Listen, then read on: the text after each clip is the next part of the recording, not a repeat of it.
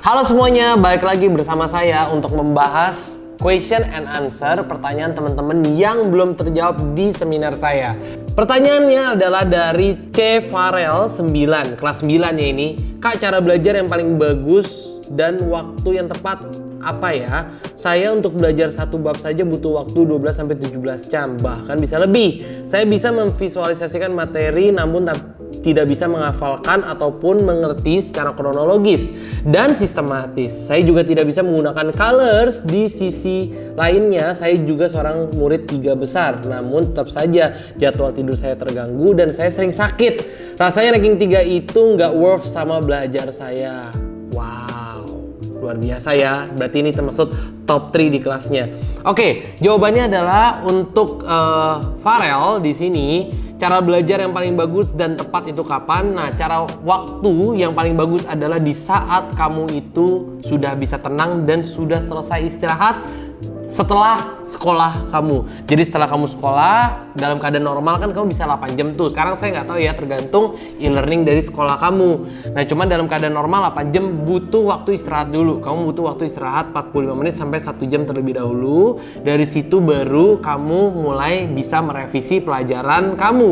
Nah, apa yang terjadi jika kamu bisa belajar lebih dari 12-17 jam? Coba deh setiap harinya, apakah kamu pernah melakukan yang namanya revisi? Revisi itu sangat berguna loh, tidak perlu panjang tapi dalam waktu yang singkat dan jelas. Jadi setiap kamu dapat pelajaran atau informasi yang baru, ada baiknya kamu langsung merevisi pelajaran tersebut. Karena memori kita ada yang namanya pattern yang bisa bertahan dalam kurun waktu tertentu dan setiap orang itu bisa berbeda-beda. Oke? Nah, yang kedua adalah di sini jadwal tidur kamu terganggu dan kamu merasakan sakit dan tidak worth it rasanya juara 3. Nah, sekarang gini, dari diri kamu sendiri, apakah kamu senang ataupun tidak? Menjalani segala sesuatu itu harus dengan senang dan emang itu jerih payah kamu. Tapi jika kamu merasa tertekan dan tidak happy, ya untuk apa? Karena apa? Menentukan kesuksesan kamu atau kebahagiaan kamu itu bukan dari grade sekolah, oke?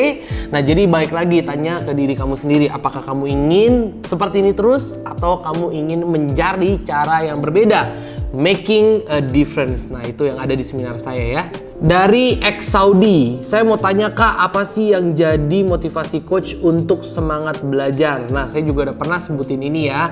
Yang menjadi semangat belajar diri saya adalah ketika saya mengetahui tujuan saya, kenapa saya mau belajar. Saya dari anak yang tidak naik kelas, dari anak yang tidak suka belajar, sering bolos sekolah, tapi gimana saya mau belajar karena saya mengerti tujuan apa saya belajar. Kalau nggak ada tujuannya, saya juga nggak mau belajar. Kalau nggak ada hikmahnya juga, saya buat apa ngelakuin hal itu. Jadi ketahuilah tujuan dari belajar tersebut. Oke, dari Melinda, Kak, bagaimana kita bisa menghafal suatu artikel seperti sejarah atau hafalan lain dengan sangat mudah? Oke, hai Melinda. Untuk menjawab pertanyaan kamu, penghafalan itu mempunyai teknik yang bermacam-macam. Itu bagaimana LiveSmart di perusahaan LiveSmart itu mengajarkan beberapa metode dalam mengajarkan penghafalan. Caranya itu berbeda-beda seperti dengan imajinasi kamu, imajinasi yang harus luar biasa atau extraordinary dikaitkan dengan pelajaran yang kamu pelajarin. Contohnya sejarah.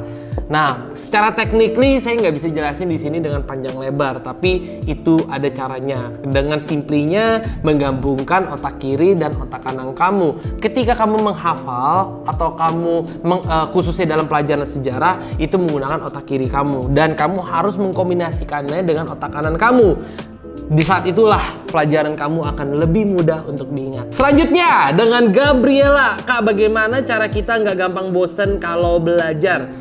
Caranya adalah mengetahui metode belajar yang kamu sukai. Setiap orang mempunyai metode belajar yang berbeda-beda dari personality kalian masing-masing. Metode ini tergantung dari yang kalian sukai. Misalkan kalian lebih suka dengan metode menggambar, berimajinasi, atau mendengarkan lagu-lagu tertentu juga. Jangan lagu-lagu yang rock atau lagu-lagu R&B, lagu-lagu EDM yang bikin beatnya itu kenceng. Jadi harus dalam kondisi lagu yang tanpa ada suara orang bernyanyi. Disitulah kamu akan lebih bisa fokus. Contohnya lagu-lagu klasik, lagu-lagu Beethoven, ini akan membantu kamu.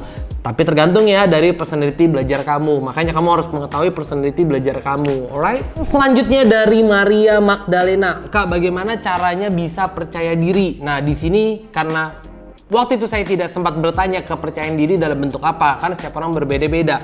Mencoba hal apa? Presentasi kah? Membuat usaha baru kah? Bekerja di perusahaan yang baru kah? Interview kah? Atau hal-hal baru untuk berbicara dengan teman yang baru? Nah, aku nggak tahu nih percaya dirinya apa. Tapi konsep utama, kalau menurut saya ya, for me, untuk membuat kepercayaan diri adalah dengan kamu mencobanya terlebih dahulu. Dari situ kamu sudah merasakannya. Seperti apa sih contohnya? Contohnya kepercayaan diri, misalkan kamu ingin percaya diri tampil di depan umum. Nah, dari mulai kamu tampil di depan umum dalam audiens yang lebih kecil, di saat itu lo kamu udah mencoba dan mulai improve diri kamu. Lama-lama audiens yang besar rasanya sama aja.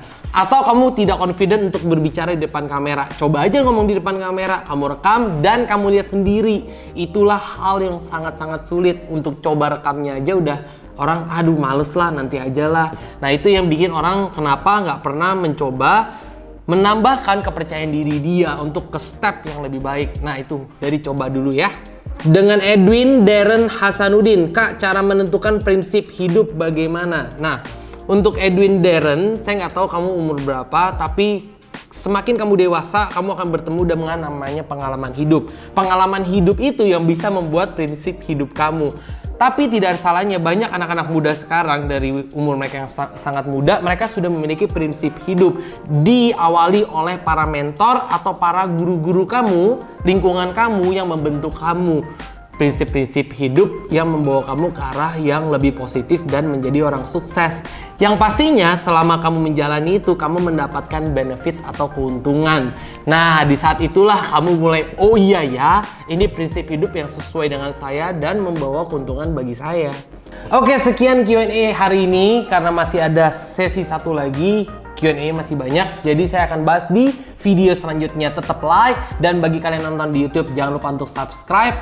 Thank you and see you next time.